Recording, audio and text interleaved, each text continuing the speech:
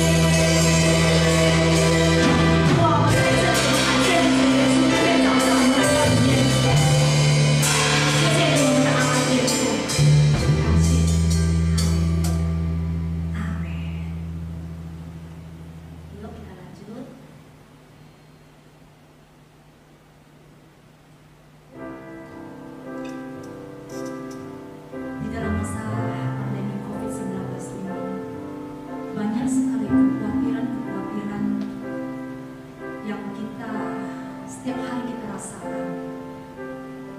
Tetapi di firman Tuhan di Keluaran 13 ayat 21, Tuhan Yesus akan menyediakan tiang awan untuk mendeduhkan kita dari terik siang, dan juga tiang api untuk menerangi dari gelap malam. Tuhan mengatakan, tak perlu kau khawatir, tak perlu kau takut, sebab aku menjagamu senantiasa.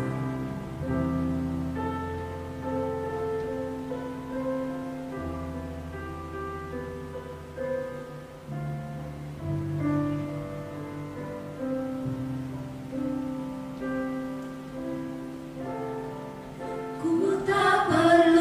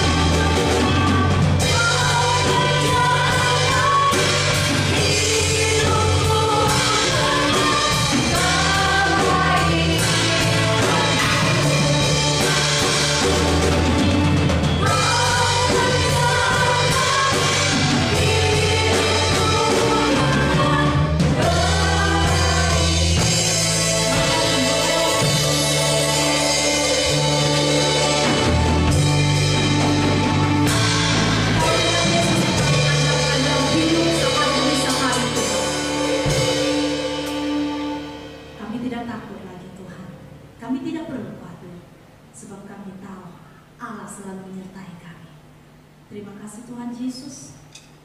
Saat ini Tuhan, kami mau mendengarkan firman Tuhan. Berbicaralah melalui mulut bibir hamba-Mu Tuhan. Kami akan mendengarkan saat ini juga Tuhan. Hanya di dalam nama Tuhan Yesus. Haleluya. Amin.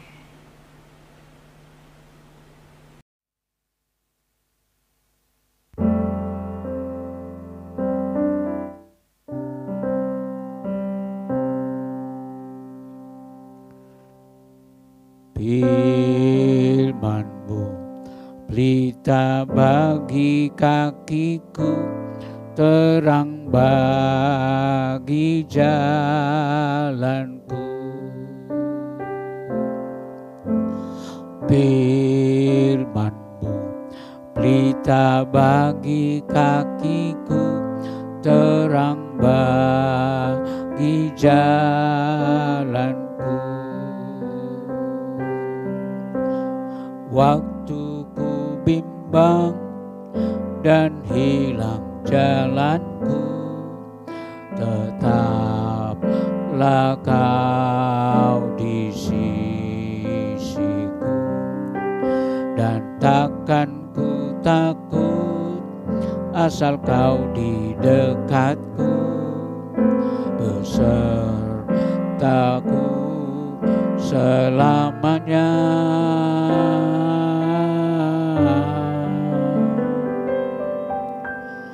Firman-Mu pelita bagi kakiku, terang bagi jalanku, terang bagi jalanku,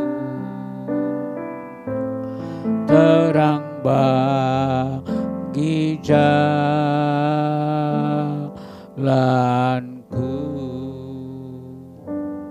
Mari kita berdoa untuk mendengarkan firman Tuhan.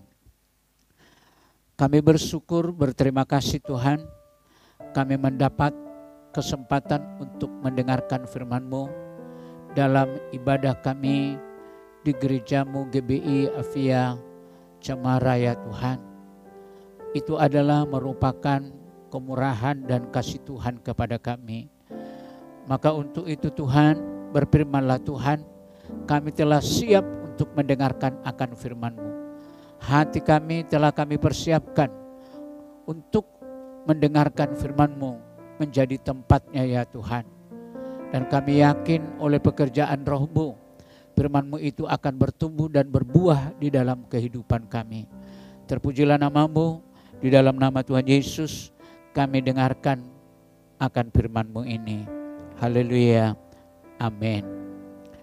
Adapun firman Tuhan yang akan saya sampaikan kepada kita, saya ambil dari kitab Mazmur pasal 133 ayat 1 sampai ayat yang ketiga, yaitu demikian firman Tuhan. Persaudaraan yang rukun. Nyanyian Ziarah Daud. Sungguh alangkah baiknya dan indahnya apabila saudara-saudara diam bersama dengan rukun. Seperti minyak yang baik di atas kepala meleleh ke janggut, yang meleleh ke janggut Harun dan ke leher jubahnya. Seperti embun gunung Hermon yang turun ke atas gunung-gunung Sion, sebab kesanalah Tuhan memerintahkan berkat kehidupan untuk selama-lamanya. Melalui pembacaan firman Tuhan, saya membuat tema khotbah saya ialah kesatuan hati adalah kekuatan. Kesatuan hati adalah kekuatan. Jika kita berbicara tentang persatuan, kita melihat bangsa kita, bangsa Indonesia memiliki apa yang dikatakan bersatu kita teguh, bercerai kita runtuh. Bahkan sebagai dasar negara kita dalam Pancasila yang ketiga dikatakan di sana ialah Persatuan Indonesia. Semua ini adalah bukti bahwa pendiri bangsa kita tahu betul kekuatan dari kesatuan ini. Namun kenyataannya seringkali kita lihat terjadi perpecahan di negeri kita ini. Bahkan di dalam gereja sering kita jumpai. Kenapa bisa terjadi? Karena perpecahan adalah senjata yang ampuh.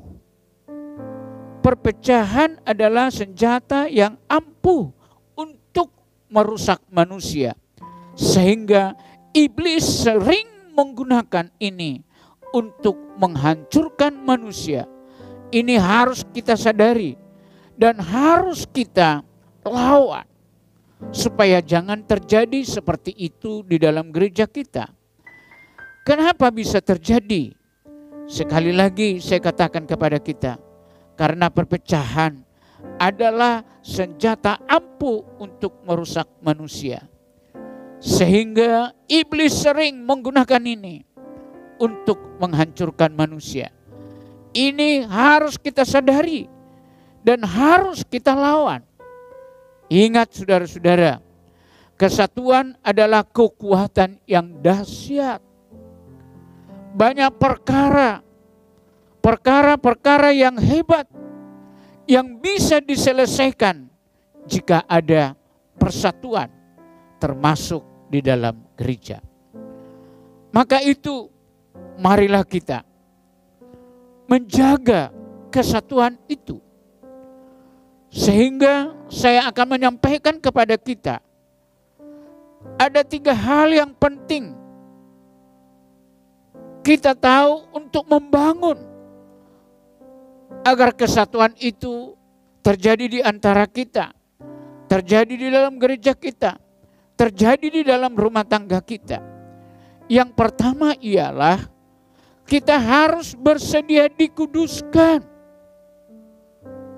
Bersedia dikuduskan.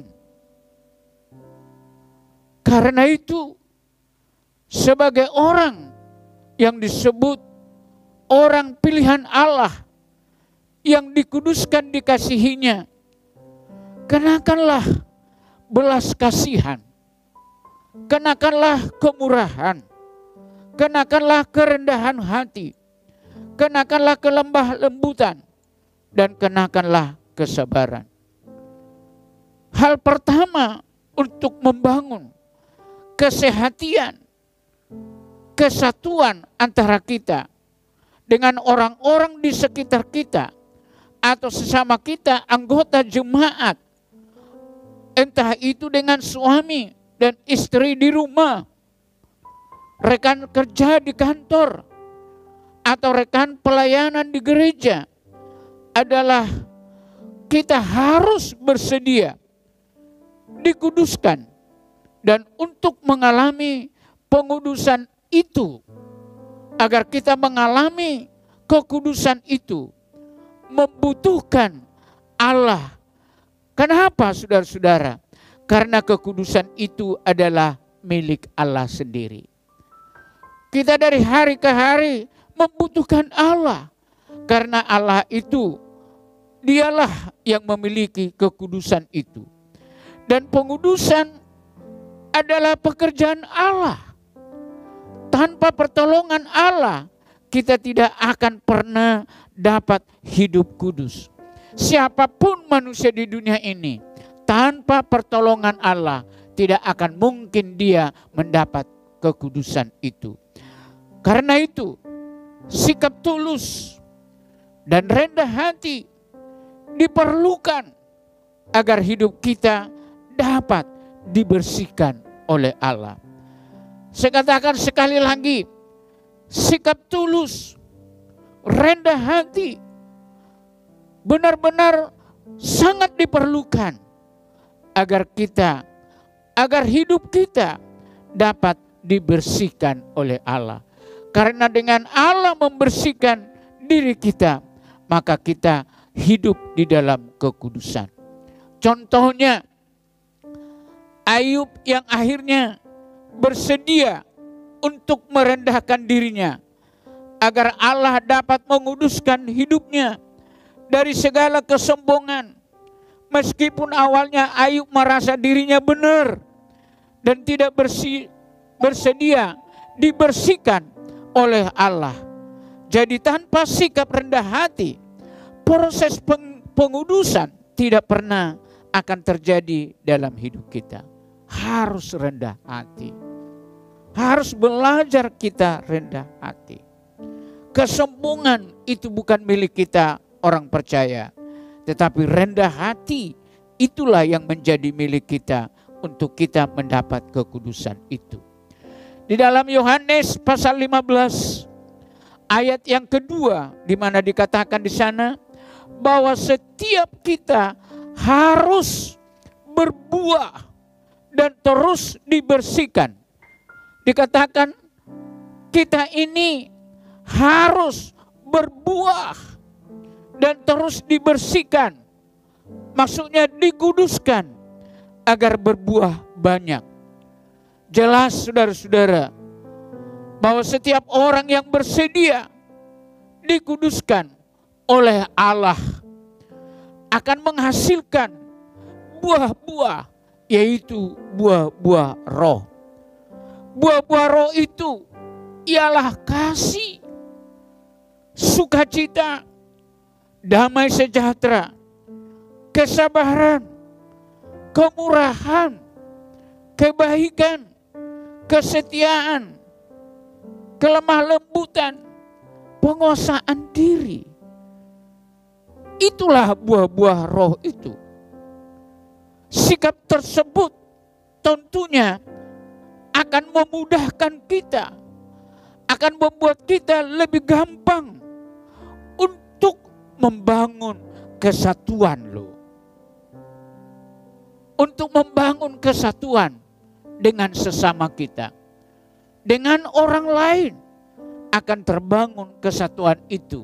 Jikalau buah-buah roh itu ada di dalam kehidupan kita. Itu yang pertama.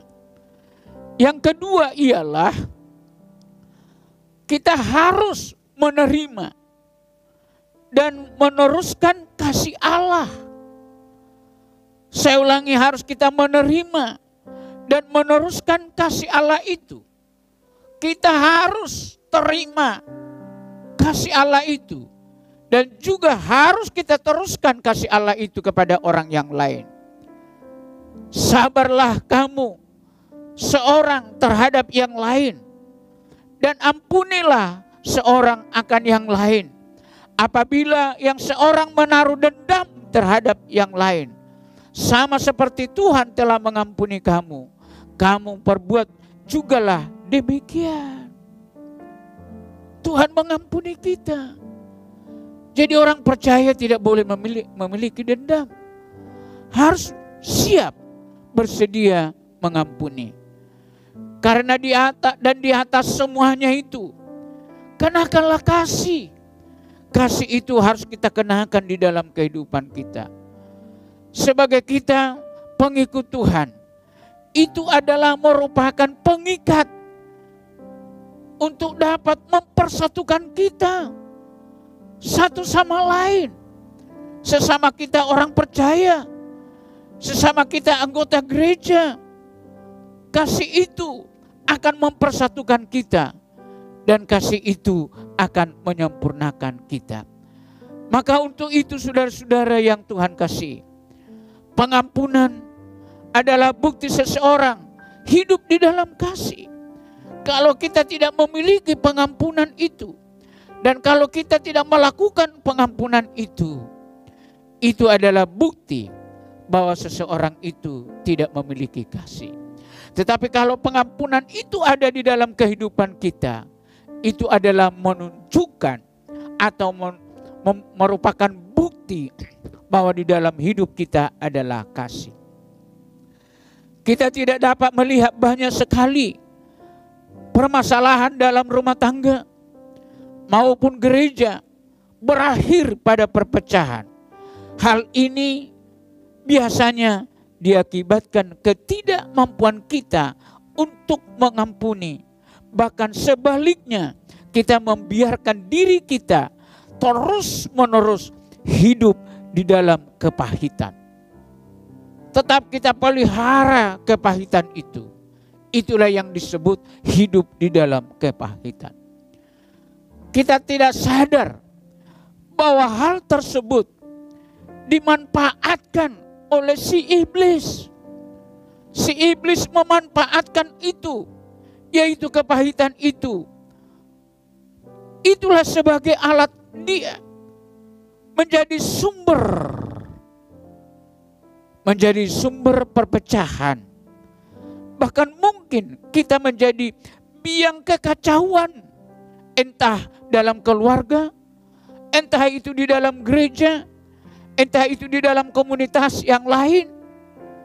Di dalam Ibrani 12 ayat 15, di mana dikatakan di sana ialah, jagalah supaya jangan ada seorang pun menjauhkan diri dari kasih karunia Allah.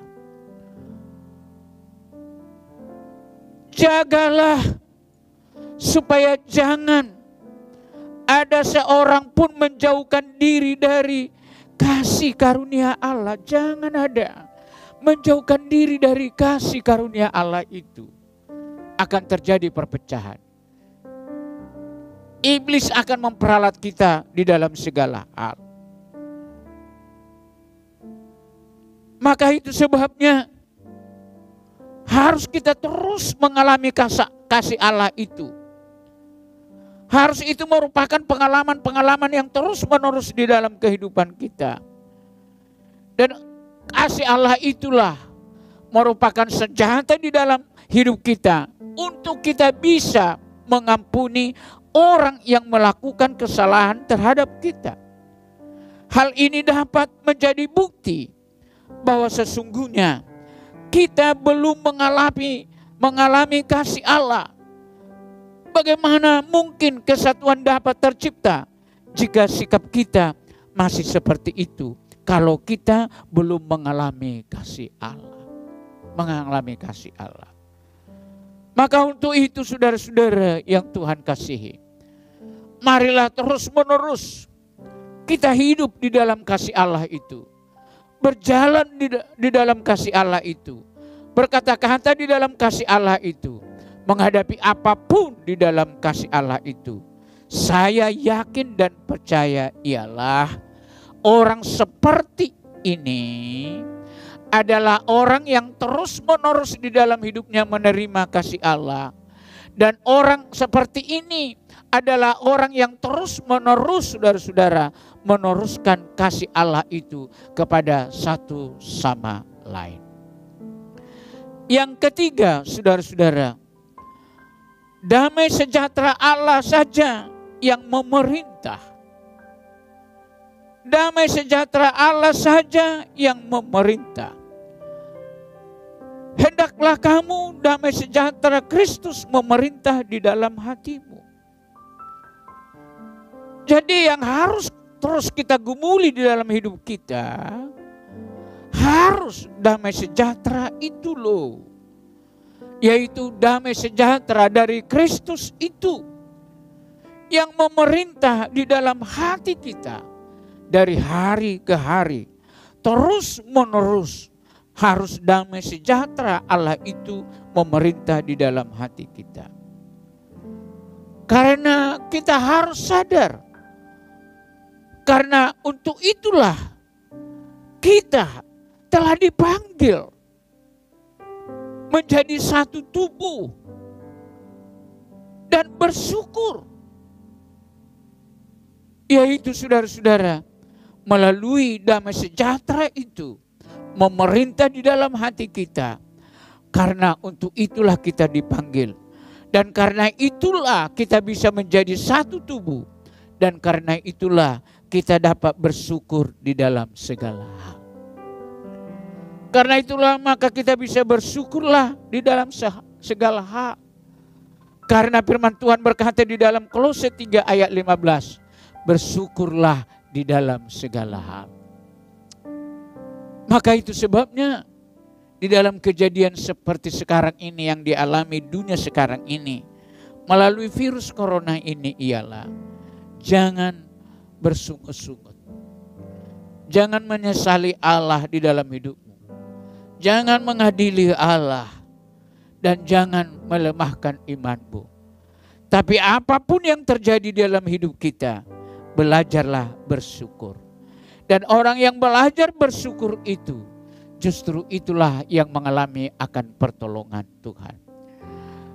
Seorang yang hidup di dalam damai sejahtera Allah, seorang yang hidup dalam damai sejahtera Allah akan selalu bisa mengucap syukur. Jadi kalau kita tidak hidup di dalam damai sejahtera Allah itu, tidak dapat mengucapkan syukur. Saya menanya kita, di dalam apa yang kita alami sekarang ini, yaitu apa yang terjadi yang disebut virus corona ini, saya bertanya kepada kita, adakah kita memiliki damai sejahtera di dalam menghadapi sekarang ini? Atau kita takut? Atau kita bimbang? Padahal firman Tuhan sudah memperlengkapi kita. Apapun yang terjadi harus kita bersyukur di dalam segala hal. Entah saat dia senang, entah pada saat kita senang, maupun saat kita mengalami masalah yang berat sama sekalipun, damai sejahtera Allah ini harus tetap memerintah di dalam hati kita. Damai sejahtera Allah itu harus terus memerintah di dalam hidup kita. Makanya menghadapi apa yang terjadi sekarang ini, teruslah pertahankan. Jangan kesulitan yang memerintah di dalam hidupmu. Jangan kesusahan yang memerintah di dalam hidupmu. Tapi yang memerintah di dalam hati kita adalah damai sejahtera dari Allah. Dengan damai sejahtera yang memerintah di dalam hati kita itu, bukan hanya akan mempengaruhi hidup kita, tetapi juga mempengaruhi orang-orang di sekitar kita loh. Jadi kalau damai sejahtera itu terjadi di dalam hidup kita, juga itu apa yang kita alami itu pasti akan mempengaruhi kepada orang-orang di sekitar kita. Berarti kalau damai sejahtera ada di dalam hati kita, kita pun juga akan menjadi berkat kepada orang lain. Menjadi berkat kepada tetangga kita. Karena damai sejahtera yang memerintah di dalam hidup kita akan juga mempengaruhi, akan memberkati orang-orang di sekitar kita. Dan orang-orang di sekitar kita tentunya berdampak positif kepada suatu hubungan yang lebih baik, saudara-saudara. Kalau damai sejahtera itu tetap memerintah di dalam hidup kita, maka hidup kita akan berdampak positif tentang hubungan kita kepada orang-orang dan pasti akan lebih baik, saudara-saudara. Oleh karena itu, marilah kita lebih waspada. Ketika kita mengalami apapun, harus kita tetap waspada. Harus kita tetap bersyukur. Di dalam hal apapun yang terjadi. Atau mungkin tidak sesuai dengan harapan kita yang terjadi dalam hidup kita. Harus kita tetap waspada, bersyukur. Harus kita tetap bersyukur, saudara-saudara. Apalagi sikap merasa tidak puas disertai persungutan Hal tersebut tentu akan membuat damai sejahtera Allah tidak lagi akan memerintah di dalam hidup kita. Kita akan pasti seperti bangsa Israel, selalu bersungut-sungut saat berkekurangan, saat tidak ada makanan, bersungut-sungut. Selalu tidak merasa puas. Padahal Tuhan selalu mencukupi keperluan bangsa Israel. Tidak ada air, Tuhan sediakan air. Tidak ada makanan, Tuhan sediakan makanan. Tapi mereka selalu bersungut-sungut. Bagaimana mungkin orang seperti ini dapat membangun kesatuan di tengah-tengah jemaat Tuhan kalau masih tetap bersungut-sungut, saudara-saudara? Apalagi dengan peristiwa yang terjadi sekarang ini yang dialami oleh dunia. Apa yang harus kita lakukan sebenarnya? Mulai sekarang ini harus jemaat Tuhan, GBI, Cemara, mari kita berjuang terus memiliki kesatuan ini. Karena apa? Melalui kesatuan ini, gereja kita dan hidup kita akan pasti diberkati oleh Tuhan. Maka itu sebabnya di dalam peristiwa sekarang ini, jangan kita terpecah-pecah. Jangan kita ini saling menyalahkan. Jangan kita ini saling menuduh. Tapi marilah kita semua hidup bersatu, miliki kesatuan. Karena Tuhan berjanji, di mana kesatuan, di sana akan mengalir berkat. Gereja yang bersatu, gereja itu akan diberkati. Gereja jemaat yang bersatu, jemaat itu akan diberkati. Tak ada yang bisa kita lakukan, saudara-saudara, dalam virus corona ini untuk mengatasi soal kehidupan kita selain kita berjuang terus di dalam kesatuan itu. Karena melalui itulah kita akan diberkati oleh Tuhan. Maka untuk itu saya berkata kepada kita semuanya, jangan bermimpi kita sebagai gereja Tuhan. Jangan kita bermimpi sebagai gereja Tuhan dan hidup kita akan diberkati jika kita masih tidak bisa sehati loh. Jangan bermimpi loh. Gereja kita ini tidak akan bisa diberkati Tuhan.